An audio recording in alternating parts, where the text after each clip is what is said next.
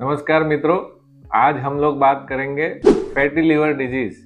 यानी कि लीवर के अंदर जो फैट होती है। आजकल हम लोग देख रहे हैं कि हर दूसरा पेशेंट, तीसरा पेशेंट जो आता है वो हमारे पास सोनोग्राफी का रिपोर्ट लेके आता है और बोलता है कि सर हमको फैटी लीवर डिजीज हो गया, हमारी रिपोर्ट में फैटी लीवर डिजीज आ गया है।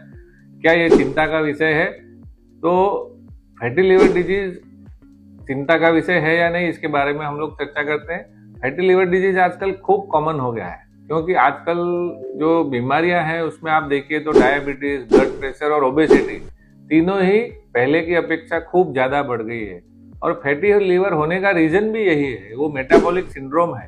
फैटी लीवर खुद एक बीमारी नहीं है, फैटी लीवर मेटाबॉलिक सिंड्रोम का एक पार्ट है, जिसमें नॉर्मल केस में जो फैट डिपोजिशन लीवर में होता है वो अगर हम उसको जलाते नहीं है या बर्न नहीं करते हैं तो वो धीरे धीरे डिपॉजिट होकर फैट खुद नुकसान नहीं करता है, लेकिन फैट का जो ऑक्सीडेशन होता है और उससे जो फैटी एसिड बनता है वो लीवर के सेल को धीरे धीरे काम करना कम कर देता है लीवर का सेल, और उसकी वजह से ऑक्सीडेशन और स्ट्रेस की वजह से उसको डैमेज होना शुरू हो जाता है। और एक बार जब फैटी एसिड बनना शुरू हो जाता है तो धीरे धीरे करके आजू बाजू में इन्फ्लामेशन फैला देता है, और जिससे भविष्य में उससे फाइब्रोसिस और सिरोसिस होने का खतरा रहता है। तो फैटी लीवर से डरने की जरूरत नहीं है। फैटी लीवर क्या है? फैटी लीवर एक पार्ट है जो सिंड्रोम का, जो हम लोग प्रिवेंट भी कर सकते हैं और उसकी ट्रीटमेंट भी अवेलेबल है। तो फैटी लीवर को रिपोर्ट में देख के चिंता ना करें, क्योंकि फैटी लीवर खुद नुकसानकारक नहीं है, लेकिन फैटी लीवर से नेस या नॉन अल्कोहलिक स्टेटोहिपेटाइटिस पहले बोलते थे, वो अगर एक बार स्टेटोहिपेटाइटिस हो गया और वो फाइब्रोसिस में अगर एक बार कन्वर्ट हो गया तो फिर उससे आगे जाके लीवर सिरोसिस और उसकी आगे की तकलीफें शुरू हो सकती है। तो अगर हम फैटी लीवर को उसके अर्ली स्टेज में ही पिकअप कर लेते हैं और आपका रेगुलर लीवर का चेकअप करवाते हैं, उसमें अगर आप नॉर्मल टेस्ट में SGPT, SGOT, अपना प्लेटलेट काउंट ये रेगुलर करवाते हैं और उसमें कोई चेंजेस अगर नहीं आता है तो सिर्फ फैटी लीवर से आपको डरने की जरूरत नहीं है। लेकिन एक बार अगर आपका SGPT बढ़ता है, आपका प्लेटलेट काउंट कम आता है, SGOT बढ़ता है, तो तुरंत आप अपने डॉक्टर से संपर्क करें, क्योंकि वो दिखा रहा है कि आपके फैटी लीवर में इन्फ्लामेशन शुरू हो गया है और वो इन्फ्लामेशन को हम प्रिवेंट भी कर सकते हैं और उसको आगे बढ़ने से रोक भी सकते हैं। तो फैटी लीवर को आगे बढ़ने से कैसे रोका जाए सर, ये हमसे पेशेंट पूछते हैं कि पेशेंट पूछेगा सर अब मुझे फैटी लीवर तो हो गया, अब मेरा SGPT भी देख के थोड़ा थोड़ा बढ़ रहा है, तो हम लोग कैसे इसको कंट्रोल करें? तो सबसे पहला रीजन है फैटी लीवर होने का अल्कोहल।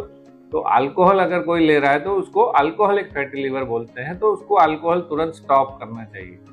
दूसरा कारण है डायबिटीज। डायबिटीज अगर कंट्रोल में नहीं है तो आप अगर डायबिटीज का कंट्रोल अच्छे से करेंगे, रेगुलर एक्सरसाइज अगर नहीं कर रहे हैं तो रेगुलर एक्सरसाइज करिए, अपना डाइट जिसको बोलते हैं कि डाइट अगर फॉलो कर रहे हैं, मेडिटेरियन डाइट जो सबसे अच्छा माना जाता है उसको अगर फॉलो कर रहे हैं तो आप अपने रिपोर्ट्स नॉर्मल कर सकते हैं। अगर इतना करने के बाद भी अगर आपका रिपोर्ट नॉर्मल नहीं आ रहा है तो आप तुरंत किसी अच्छे हिपेटोलॉजिस्ट को कंसल्ट करिए, वो आपके सारी रिपोर्ट निकाल के उसके बारे में आपसे चर्चा करके आपको दवाइयां शुरू करेंगे।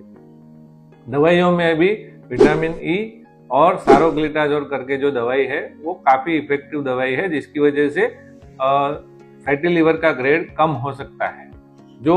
अवॉइड करने वाली चीजें जैसे मैंने आपको बताया, अल्कोहल है या किसी ड्रग्स है, जैसे कि आपके पास एटोरवास्टेटिन वगैरह जो ड्रग्स चल रही है उससे भी कई बार SGPT बढ़ता है, तो उस ड्रग्स को भी हम लोग लो डोज करके या बंद करके